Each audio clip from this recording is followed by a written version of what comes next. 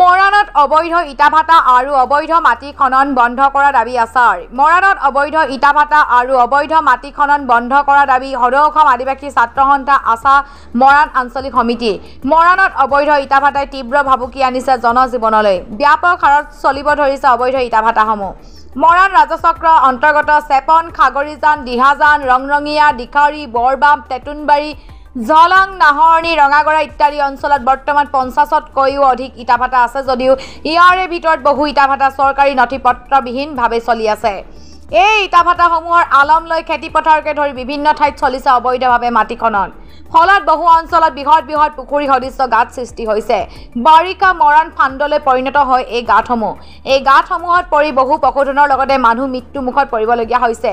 ইতিমধ্যে এই সন্দৰ্ভত সদৌ অসম আদিবাসী ছাত্ৰ সন্থা আছা মৰাণ আঞ্চলিক সমিতিয়ে মৰাণ ৰাজচক্ৰ চক্ৰ বিষয়া আৰু জিলা আয়ুক্তক কেইবাবাৰো স্মাৰক পত্ৰ প্ৰদান কৰিছে যদিও কোনো ব্যৱস্থা গ্ৰহণ কৰা নাই।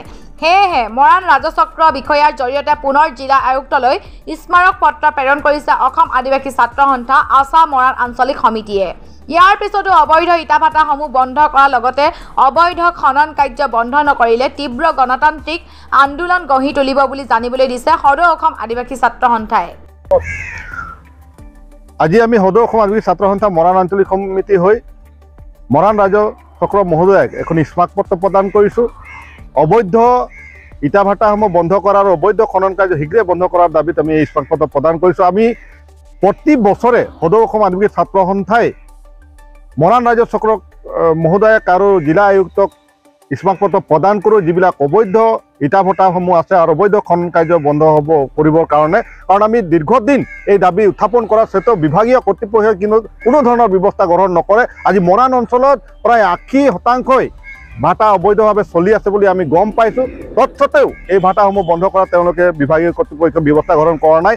আজি মৰাণ ৰাজচক্ৰৰ অন্তৰ্গত ৰংৰঙীয়া হওক, আমাৰ খাগৰিজান হওক, ৰঙাগড়া হওক, যিবিলাক অঞ্চল আছে, ডিমু হওক, বিভিন্ন অঞ্চল আছে, বৃহৎ ডাঙৰ ডাঙৰ এটা দ খাৱৈত পৰিণত হৈছে। অবৈধ অসাধু ব্যৱসায়ীসমূহে অবৈধ খনন কাৰ্য চলাই আহিছে আৰু তাত বহুধৰণকে ধৰি মানুহৰো সময়ে সময়ে মৃত্যু মুখত পৰি আহিছে যদিও বিভাগীয় কৰ্তৃপক্ষই ব্যৱস্থা গ্ৰহণ নকৰাটো দুৰ্ভাগ্যজনক কথা। গতিকে আমি সদৌ অসম আদিবাসী ছাত্ৰ সন্থা হৈ পুনৰবাৰ সকীয়াই দিছোঁ যে এই বছৰ তেওঁলোকে যদি অবৈধ খনন কাৰ্য আৰু অবৈধ ইটাভাটাসমূহ বন্ধ নকৰে, সদৌ অসম আদিবাসী ছাত্ৰ সন্থাই গণতান্ত্ৰিকভাৱে আন্দোলন কাৰ্যসূচী আমি ল'বলৈ বাধ্য হ'ম।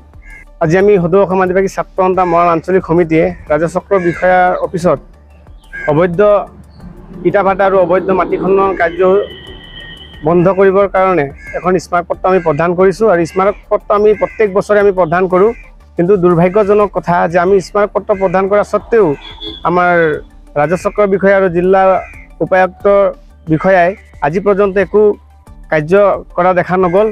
সেইবাবে আমি পুনৰবাৰ আৰু এখন স্মাৰক পত্ৰ প্ৰদান কৰিছোঁ যাতে এইবাৰ অবৈধ ইটাভাটা আৰু অবৈধ মাটি খনন কাৰ্যসূচী যদি বন্ধ নকৰে, অন্যথা আমি মৰাণ সদৌ অসম আদিবাসী ছাত্ৰ সন্থাই তীব্ৰ আন্দোলন কাৰ্যসূচী গঢ়ি তুলিম বুলি আমি অৱগত কৰিছোঁ।